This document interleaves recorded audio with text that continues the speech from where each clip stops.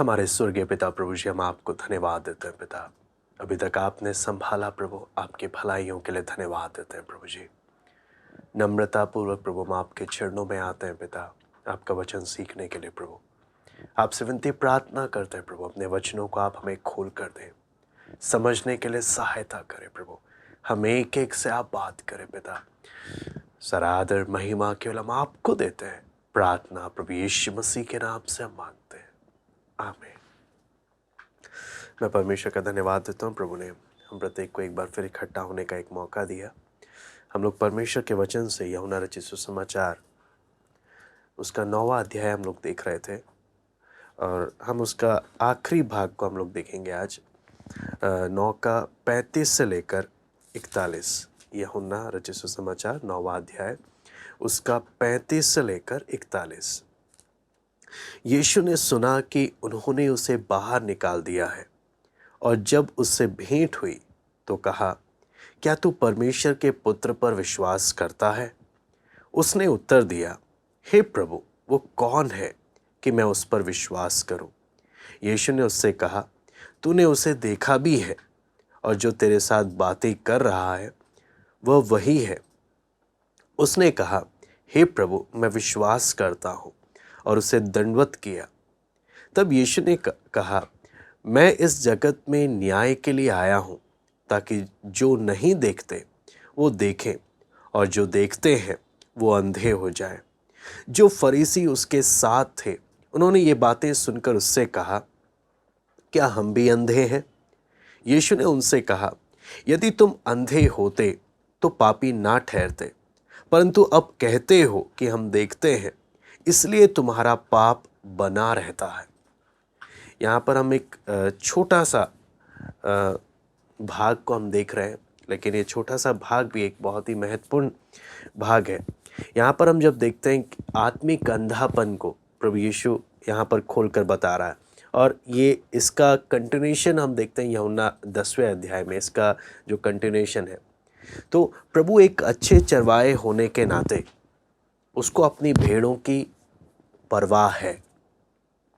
जब हमने देखा जन्म के अंधे व्यक्ति की जब आंखें खुली थी, तो सबत की विधि को तोड़ा गया।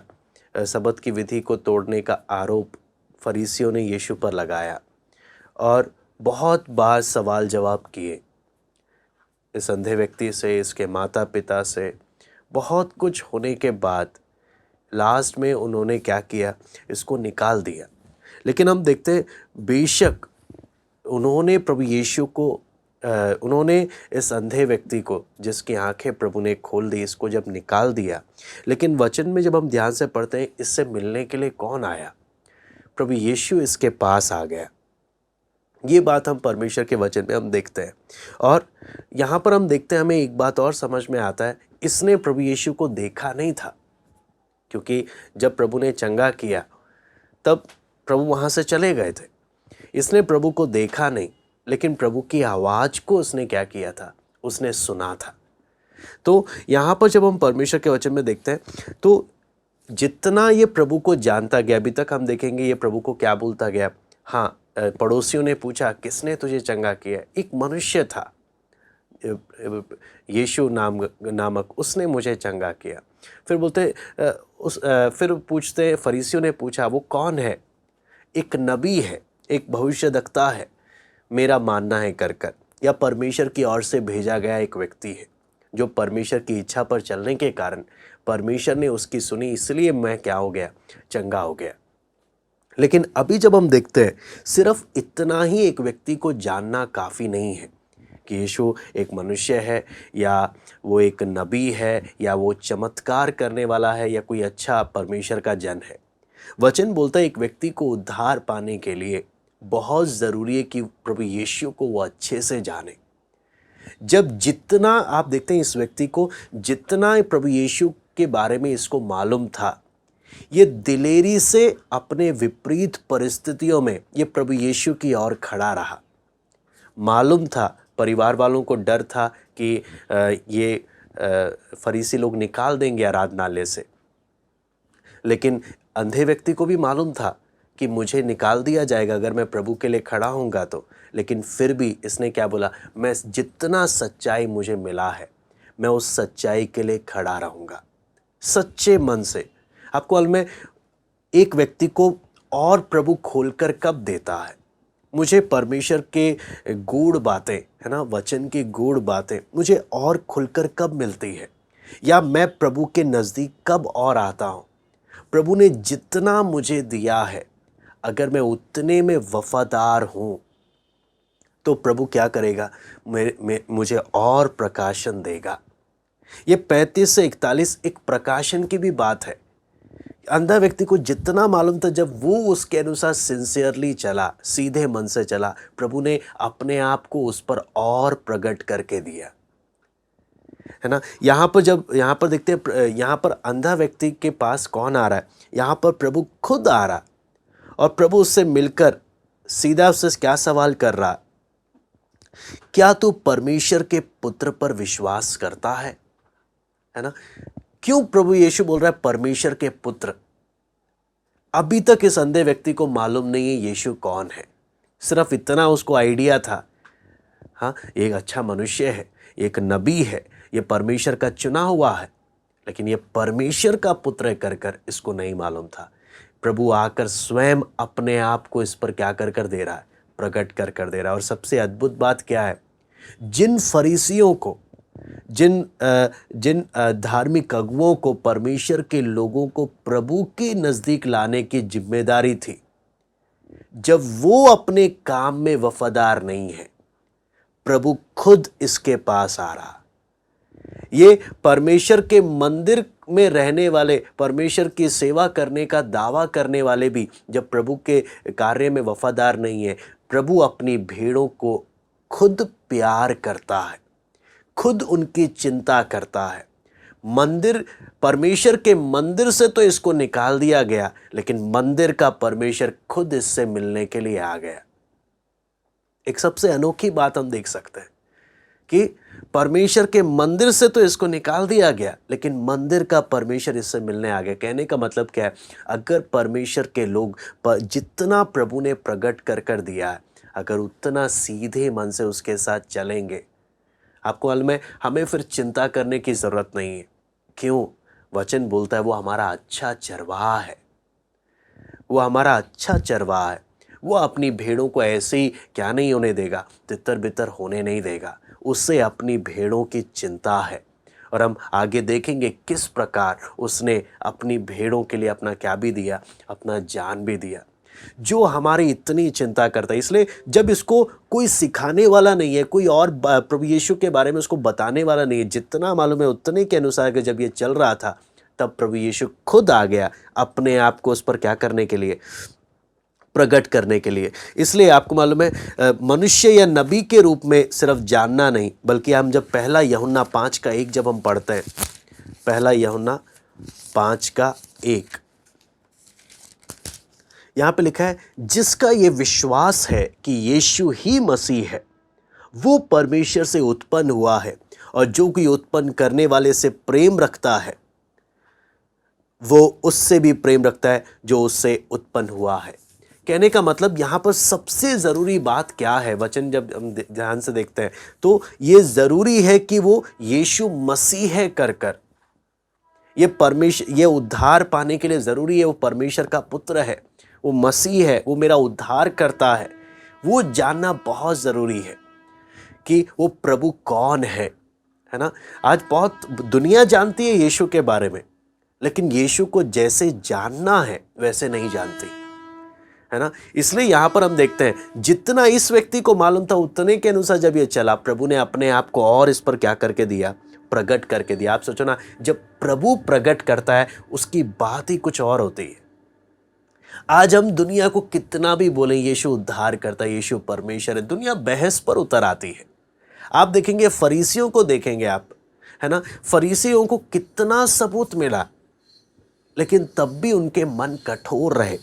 इसलिए बहुत ज़रूरी है कि प्रभु अपने आप को, है ना, प्रकट कर दे। हमें दुनिया पर जब हम लोग देखते हैं, बोलते हैं कि लोग क्यों नहीं विश्वास कर रहे हैं, क्यों नहीं प्रभु को, सच्चे परमेश्वर को जान रहे हैं। जो लोग सच्चे मन से प्रभु को ढूंढेंगे, वचन बोलता है परमेश्वर किसी से भी दूर नहीं है। परमेश्वर किसी से भी दूर नहीं है। जो सच्चे मन से प्रभु को ढूंढने का मन जिसके अंदर है, जिसको सच्चे मन से प्रभु के पीछे चलने का मन है, प्रभु किसी से भी क्या नहीं है, प्रभु दूर नहीं है और सबको परमेश्वर मौका देता है। यहाँ पर जब देखते हैं यूहन्ना रचित, ये पूरा यूहन्ना रचित सुसमाचार भी आप देखेंगे तो यूहन्ना क्या बोलता है, ये पूरे सुसमाचार का उद्देश्य क्या है कि ये यीशु परमेश्वर का पुत्र है कर दुनिया जाने और विश्वास करे और अनंत जीवन पाए। और इस घटना के द्वारा भी, है ना, यूहन्ना जब परमेश्वर के आत्मा के द्वारा जब लिख रहा है तो उस घटना को सामने लेकर क्या क्या बता रहा है कि हम जाने प्रभु यीशु कौन है। और आगे जब देखते हैं प्रभु ये भिखारी भी, है ना, ये जो अंधा भिखारी है ये भी उन गवाहों में जुड़ जाता है जिन्होंने प्रभु को परमेश्वर के पुत्र के रूप में प्रभु यीशु को पहचाना, है ना। सबसे पहला आप देखेंगे प्रभु यीशु खुद अपने आप को प्रकट करता है। अगर आप उसको पढ़ेंगे यूहन्ना 9:35 में, है ना, तो यहाँ पे प्रभु खुद बोलता है, यीशु ने सुना कि उन्होंने उसे बाहर निकाल दिया है और जब उससे भेंट हुई तो कहा, क्या तू परमेश्वर के पुत्र पर विश्वास करता है ना। आगे जब देखते हैं वो ये 36 में बोलता है कि हे प्रभु वो कौन है कि मैं उस पर विश्वास करूं। यीशु ने उससे कहा, तूने उसे देखा भी है और जो तेरे साथ बातें कर रहा है वो वही है। यानी सीधा बोल रहा है मैं परमेश्वर का पुत्र हूं, है ना। कई बार दुनिया आपको मालूम है, कई लोग सवाल उठाते हैं कहाँ लिखा है यीशु बोलता है मैं परमेश्वर हूँ या परमेश्वर का पुत्र हूँ, कैसे लिखा है। यहाँ पर आप देखेंगे कई जगह में आप पढ़ेंगे प्रभु खुद अपने आप को प्रकट कर दे रहा है। आप यूहन्ना 5:25 भी अगर हम देख लेंगे, यूहन्ना 5:25 यहाँ पे लिखा है, मैं तुमसे सच सच कहता हूँ वो समय आता है और अब है जिसमें मृतक परमेश्वर के पुत्र का शब्द सुनेंगे और जो सुनेंगे वो जिएंगे। तो यहाँ पर आप देखेंगे ये बात जो सबसे बड़ा यहाँ पर जो बात हम देखते हैं, भिखारी व्यक्ति ने, इस अंधे व्यक्ति ने क्या किया, प्रभु की बात पर विश्वास किया और उद्धार पाया। आगे जब पढ़ते हैं उसने क्या किया, प्रभु को दंडवत किया, प्रभु पर विश्वास किया। लेकिन यहाँ पर आप देखेंगे सबसे बड़ी बात क्या है, ये सिर्फ देखकर विश्वास नहीं कर रहा, इसने प्रभु की आवाज़ को सुनकर इसने विश्वास किया। आप जब सबसे पहले देखेंगे इसके आँख में जब प्रभु ने मिट्टी सान कर जब लगाया, प्रभु ने बोला जा वहाँ पर मुंह धोकर आ अपना, तो ये प्रभु की बात पर इसने विश्वास किया, आज्ञा माना और जब वो गया उसने परमेश्वर के उस अनुग्रह को अनुभव किया। कहने का मतलब इसका उद्धार का आधार क्या है, देखकर विश्वास करना नहीं, सुनकर इसने क्या किया, विश्वास किया। और बाद में जब इसको और ज़्यादा सच्चाई प्रभु ने प्रकट करके दिया, इसने प्रभु को क्या किया, प्रभु की आराधना की, इसको आगे दंडवत किया। अगर और प्रभु ने उसकी आराधना को, उसके दंडवत को क्या भी किया, स्वीकार भी किया। इसलिए कई लोग जब बोलते हैं यीशु परमेश्वर है, क्या सबूत? अगर वो परमेश्वर नहीं होता तो वो क्यों आराधना स्वीकार करता? यहूदियों में एक साफ साफ क्या है, एक व्यवस्था में साफ साफ लिखा है, हे इज़राइल सुन, तेरा परमेश्वर यहोवा एक ही है, उसको छोड़ और किसी के आगे दंडवत नहीं करना। तो प्रभु यीशु अन्य जातियों के बीच में नहीं, यहूदियों के बीच में ही सेवा कर रहा है और सबको मालूम है एक ही के आगे दंडवत करना है। ये अंधा व्यक्ति जब प्रभु यीशु के आगे दंडवत कर रहा है, वो क्या बोल रहा है, सचमुच यही वो परमेश्वर है जिसने ना सिर्फ मेरी शारीरिक आंखें खोली, मेरी आत्मिक आंखों को भी खोल दिया। आपको मालूम है चेले लोग जब डिस्कस कर रहे थे कि प्रभु किसने पाप किया कि यह अंधा जन्मा, इसने या इसके माता पिता ने?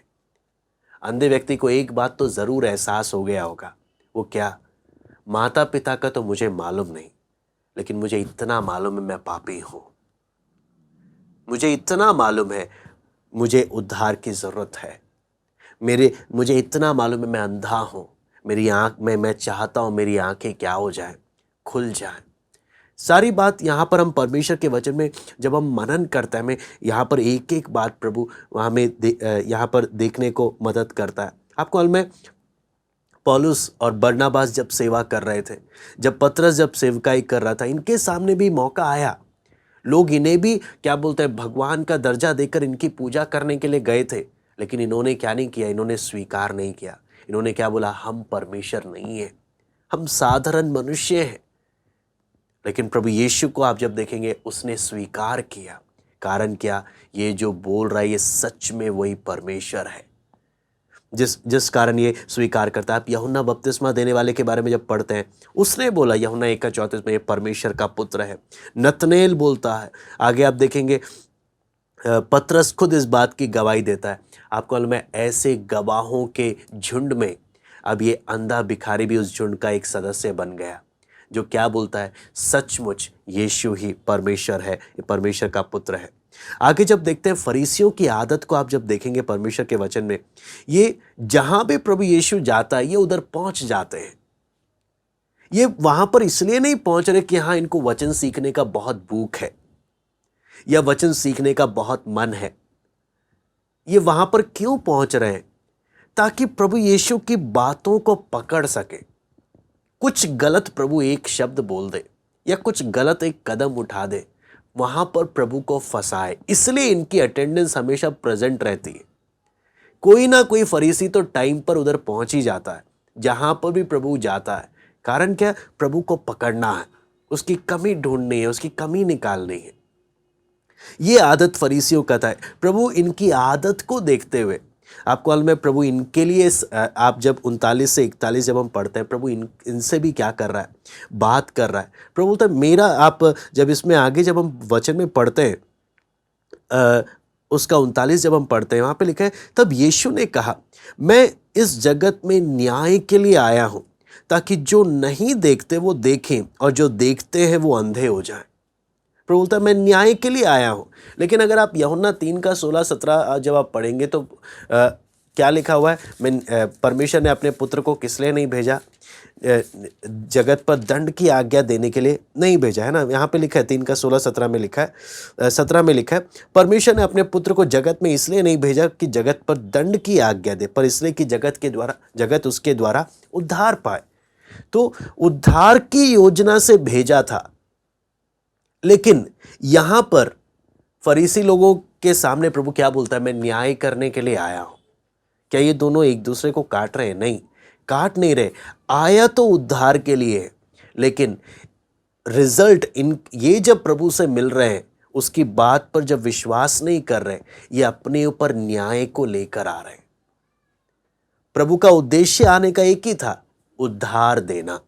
आपको मालूम है प्रभु इनको कितना प्रमाण दे रहा है, इतना सबूत दे रहा है कि कुछ कहने की बात नहीं है। आप यहां पर अगर देखेंगे, अगर आज की भी स्थिति देखी जाए कि विज्ञान इतना विकसित हो गया, इतना एडवांस हो गया है साइंस, लेकिन आज भी साइंटिस्ट ऐसे दावे नहीं कर सकते कि हम पूरा आंख बंद है, जो जन्म से अंधा है, पूरा आंख अगर बंद है, बोलते हैं अभी भी हम कॉन्फिडेंस से नहीं बोल सकते कि हम पूरा जन्म से अंधे व्यक्ति का पूरा आंख हम खोल पाएं करके। अभी भी हम इस बात का गारंटी नहीं दे सकते। डॉक्टर्स आज की डेट में भी क्या करते हैं, इस बात को नहीं। तो उस समय में फरीसियों, ये प्रभु यीशु के 2000 साल के उस समय के बात अगर की जाए, जन्म का अंधा व्यक्ति जो पूरा अंधा है, प्रभु ने उसकी आंखें खोली। ये देख रहे हैं अपनी आंखों से कि इतना बड़ा चमत्कार हुआ है। लेकिन फिर भी आप वहां पर जब देखेंगे, इन्होंने अपने मन को कठोर कर दिया। इतना सबूत मिलने पर भी, कहने का मतलब क्या है, कई लोग बोलते हैं आप मेरे सामने कोई चमत्कार दिखा दो, हम मान लेंगे। कई लोगों का ऐसा सोच होता है। नहीं, चमत्कार अगर एक व्यक्ति अपने पहले से ही मन बना लिया है जिसने, उसको कितना भी चमत्कार दे दो, वो विश्वास नहीं करेगा। आप देखेंगे फरीसियों के समुदाय में निकोदेमुस ने प्रभु की बातों पर विश्वास किया, और आगे आप जब देखेंगे कितने लोगों ने प्रभु के चमत्कारों को अपनी आंखों से देखा। लेकिन फिर भी यहां पर जब हम इनके बारे में जब पढ़ते हैं, इन्होंने क्या नहीं किया, इन्होंने प्रभु की बात पर विश्वास नहीं किया। इससे हमें क्या चीज मालूम चलता है कि सूरज है, सूरज का रोशनी फूल को खिलाता है, वहीं दूसरी ओर ये सूरज का रोशनी पहाड़ पर छिपे हुए कीड़ों को भी प्रकट कर देता। यानी रोशनी में कोई फॉल्ट नहीं है। रोशनी जब पड़ती है दिखा देता है कौन क्या है। प्रभु की रोशनी जब हमारे ऊपर पड़ रही, हमारा रिएक्शन क्या है? क्या हम प्रभु के करीब आने का हमारा मन करता है या प्रभु से भागने का मन करता है?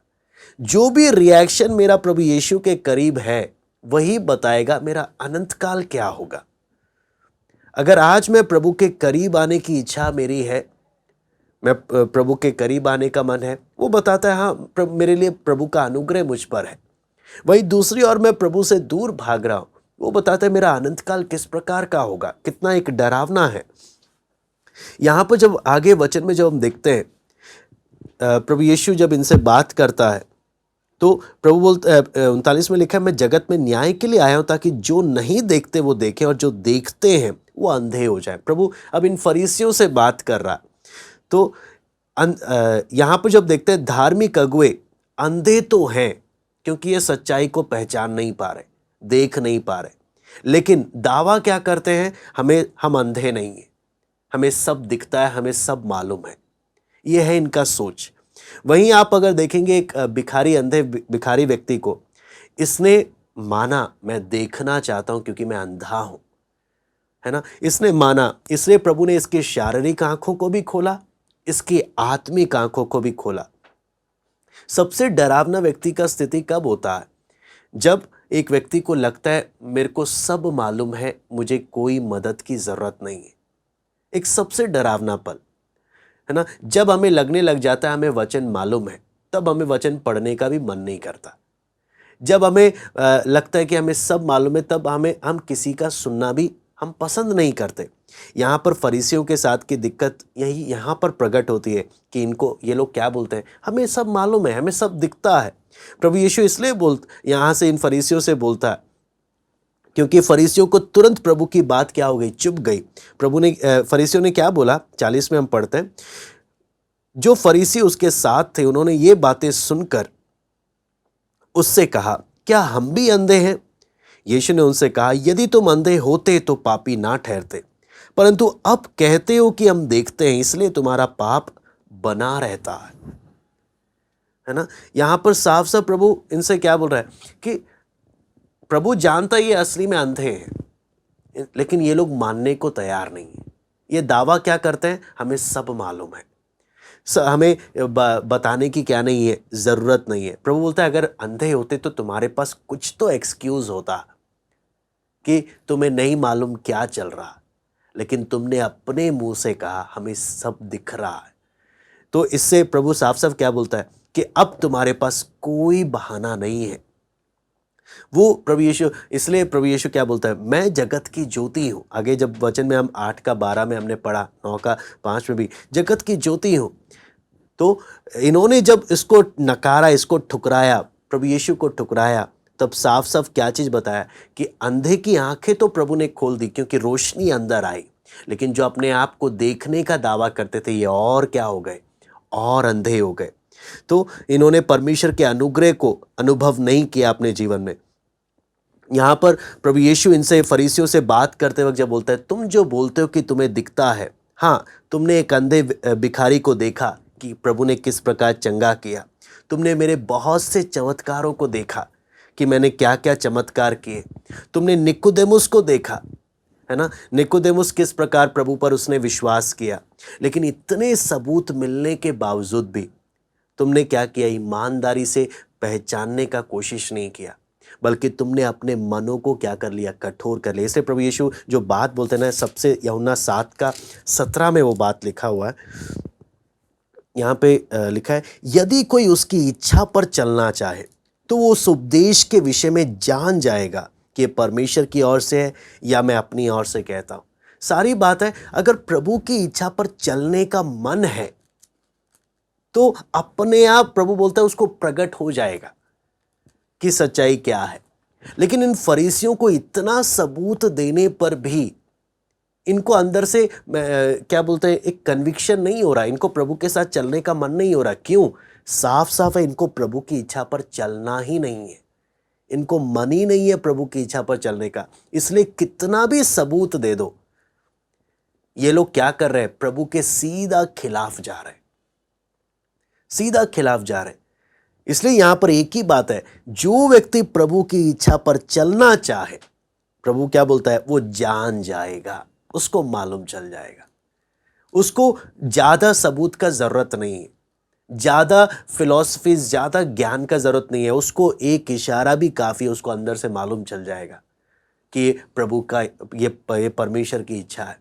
लेकिन कितनी बार ऐसा होता है, आपको मालूम है, प्रभु कितनी बातें प्रकट करके भी देता है, चिन्ह भी देता है, लेकिन लोग क्या बोलते हैं, हमें क्या नहीं हो रहा, हमें विश्वास नहीं हो रहा, हम नहीं मानते। ऐसे कर कर कितना क्या करते हैं, फिर लोग बोलते हैं, क्योंकि पहले ही मन, अगर हमने क्या कर लिया, मन बना लिया कि मुझे ये काम नहीं करना, प्रभु कितना भी प्रकट करे, लोग क्या नहीं करते, उस बात को स्वीकार नहीं करते। इसलिए फिर बोलते हैं हमें प्रभु की इच्छा क्या नहीं हो रही, मालूम नहीं चल रही। इन फरीसियों के साथ दिक्कत क्या है, वचन जानने का दावा करते हैं, लोगों को वचन सिखाने का दावा करते हैं, लेकिन दिक्कत क्या है, ये क्या सच्चाई, जब परमेश्वर खुद वहां पर जब उनके बीच में है, ये उसको क्या नहीं कर रहे, उसको पहचान नहीं पा रहे। यहाँ पर आप जब देखेंगे पूरा यूहन्ना 10वां अध्याय, जब हम आगे प्रभु जैसे हमें मौका देता है हम उसमें देखेंगे, तो हम देखेंगे प्रभु साफ साफ इन फरीसियों से किस प्रकार से बात कर रहा है, अपने और इन फरीसियों में क्या अंतर को प्रभु प्रकट करने जा रहा है। यहाँ पर जब देखते हैं, आराधनालय से जब इसको निकाला गया, अंधे व्यक्ति को, आराधनालय का परमेश्वर इस अंधे व्यक्ति के पास आ गया, उन्होंने उसे अपने झुंड से निकाला, प्रभु ने उसे अपनी भेड़शाला में क्या कर लिया, शामिल कर लिया। यहाँ पर हम और आगे हम क्या चीज़ सीख सकते हैं कि आज भी लोगों को प्रभु यीशु और परिवार के बीच में फैसला लेना पड़ सकता है। इस अंधे व्यक्ति को एक आसान फैसला नहीं था इसके जीवन में, हाँ, इसके लिए एक कठिन फैसला था कि मुझे अगर मैं प्रभु यीशु का साइड लूँगा, मुझे आराधनालय से निकाल दिया जाएगा, मुझे मेरे साथ ऐसा किया जाएगा। लेकिन इस अंधे व्यक्ति ने बोला, चाहे मेरे साथ जो भी हो, मुझे रिजेक्ट कर दे, मुझे निकाल दे, मेरे साथ जैसा भी व्यवहार करे, मुझे जो सच्चाई मिला है, मैं उस सच्चाई को क्या नहीं करूँगा, मैं छोड़ूंगा नहीं, मैं प्रभु के पीछे चलूंगा, मैं कीमत देने के लिए तैयार हूँ। इसलिए बार बार एक ही बात आता है, उद्धार फ्री है, लेकिन प्रभु के पीछे चलने के लिए आपको कीमत देना पड़ेगा, और कीमत आसान नहीं है। कीमत ना दर्द होता है, आपको सैक्रिफाइस करना पड़ता है। ये बोलना आसान है, लेकिन जो कीमत देते हैं, इसलिए बोलते हैं चेलों, एक व्यक्ति सच में प्रभु का चेला है कैसे पहचाना जाता है, वो जो जख्म उसके शरीर में होते हैं ना, जो निशानी उसके दिल में होते हैं, वो बलिदान के निशानी से पहचाना जाता है, ये प्रभु का चेला है। जब प्रभु यीशु जी उठा तो वो प्रभु यीशु ही है करके कैसे पहचाना गया, देखो मेरे छेद, मैं वही हूं। ऐसे ही प्रभु का चेला है एक व्यक्ति, कैसे पहचाना जाता है, उसके जीवन के सैक्रिफाइसेस, उसके जीवन के बलिदान जो वो प्रभु के लिए करता है, उससे उसकी पहचान होती है कि ये सच में प्रभु का चेला है। उसी से आज हम भी अपने जीवन को परख सकते हैं। मैं बोलता हूं मैं प्रभु के पीछे चल रहा हूं, मैं प्रभु के लिए क्या बलिदान कर रहा हूं अपने जीवन में। अगर मैं बलिदान नहीं कर सकता तो मैं प्रभु का चेला बन नहीं सकता, है ना। आपको मालूम है साफ साफ कि जो क्रूस उठा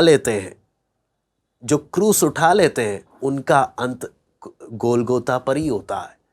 वो आराम की जिंदगी पर जा नहीं सकते जिन्होंने क्रूस उठा लिया। प्रभु क्या बोलता है, जो कोई मेरे पीछे आना चाहता है अपना क्रूस उठा ले, पहले ही से मन बना ले। और एक बार क्रूस उठा लिया तो जिंदगी आसान नहीं है, जिंदगी कठिन होगी, आसान की हम उम्मीद नहीं कर सकते।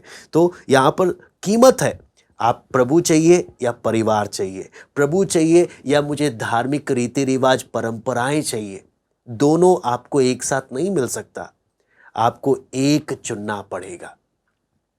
और इस अंधे व्यक्ति ने किसको चुना, इसने बोला मेरे को जो कीमत देना है मैं देने को तैयार हूँ, मैं प्रभु को नहीं छोड़ूंगा। ये एक अंधे व्यक्ति का एक फैसला आपको मालूम हमें चलता है। यहाँ पर एक प्रभु के दास ने कुछ इस प्रकार से कहा था जो मैं आपके सामने बताऊंगा। चार्ल्स स्पर्जन करके प्रभु के दास थे, उन्होंने कहा कि हमारा छोटापन हमें मसीह को नहीं रोकता हमारे जीवन में काम करने से, यह हमारा बड़ापन है। यानी हम जब अपने आप को कुछ समझते हैं तब प्रभु का काम हमारे जीवन में क्या हो जाता है, रुक जाता है। हमारी कमजोरी हमारे जीवन में प्रभु को काम करने से नहीं रोकती, बल्कि हमें जो अपने ऊपर का भरोसा है ये प्रभु को हमारे अंदर काम करने से क्या करता है? रोकता है।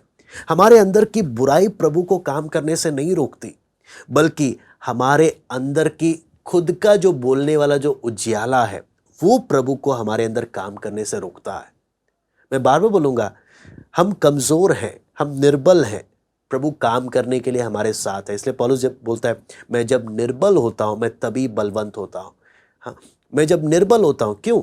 मेरे अंदर कमज़ोरी है, प्रभु मदद करने के लिए तैयार है। लेकिन जब मैं बोलूँगा नहीं, मुझे किसी की ज़रूरत नहीं है, मैं बलवंत हूँ, तब प्रभु भी कुछ हमारे जीवन में काम नहीं करेगा, हमारे साथ ज़बरदस्ती नहीं करेगा। लेकिन अगर हम मानेंगे, हाँ प्रभु, ये पूरा अध्याय आपको मालूम है 2 बात है।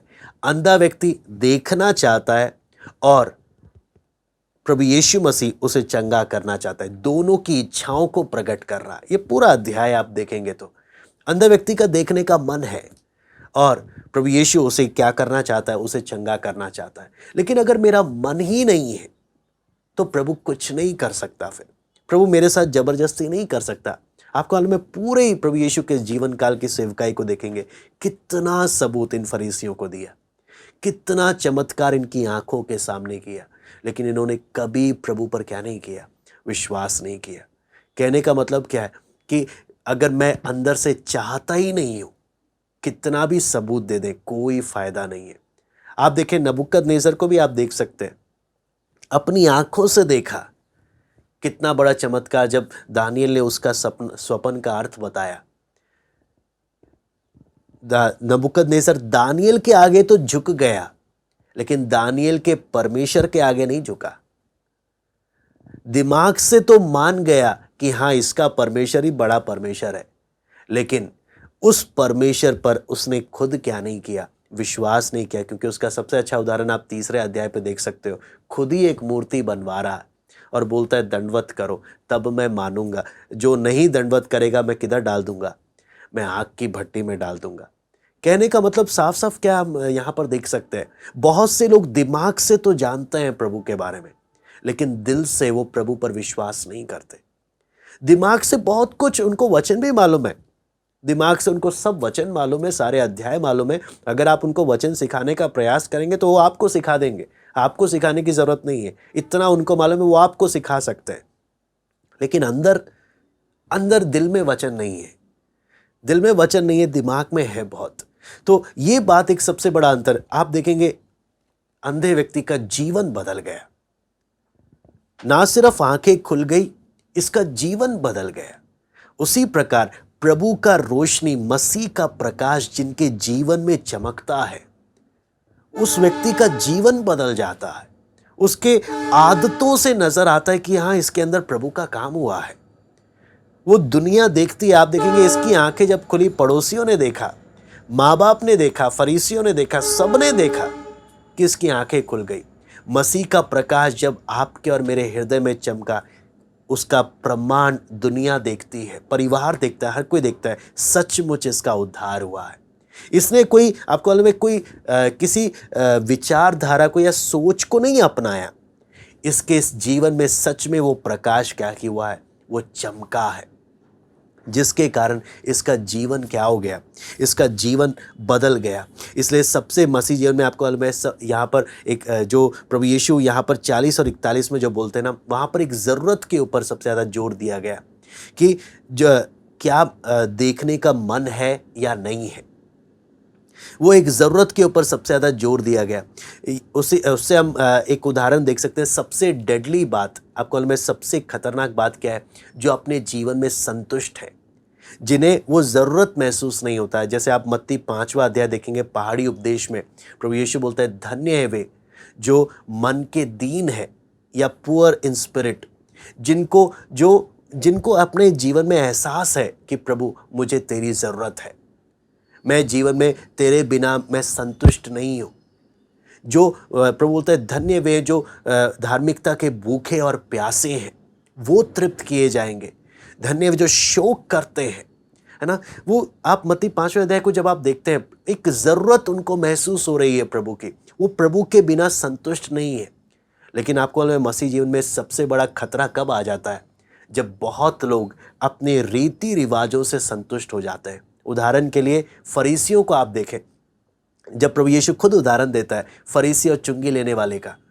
फरीसी आकर क्या करता है, उसको ये भी चिंता नहीं है प्रभु के साथ मेरा कनेक्शन जुड़ा भी है कि नहीं है। आते साथ बस शुरू हो गया, क्या बोलते हैं, प्रभु मैं धन्यवाद देता हूं, प्रभु मैं इस चुंगी लेने वाले के समान, मैं इस पापी के समान नहीं। इसका पूरा ध्यान उस पापी के ऊपर है, प्रभु के ऊपर नहीं है। पूरा ध्यान इस पर, मैं इसकी तरह नहीं हूं, मैं इससे अच्छा हूं, मैं क्या क्या करता हूं, मैं दान भी देता हूं, मैं ये उपवास भी करता हूं, मैं सब कुछ आपके लिए कर रहा हूं। ये अपने रीति रिवाजों पर पूरा फोकस्ड है। इसको चिंता भी नहीं है कि प्रभु के साथ मेरा कनेक्शन हुआ भी है कि नहीं हुआ, प्रभु का आत्मा का भरपूर ही नहीं, कुछ नहीं। लेकिन हाँ, ये अपने रीति रिवाजों के कारण बहुत संतुष्ट है कि जो जो रीति रिवाज करना होता है मैं सब करता हूं, इसलिए मुझे और कुछ करने का जरूरत नहीं है। वहीं दूसरा व्यक्ति, चुंगी लेने वाला, उसको प्रभु के सामने उसको क्या चीज है, उसको सिर उठाने का भी हिम्मत नहीं हो रहा।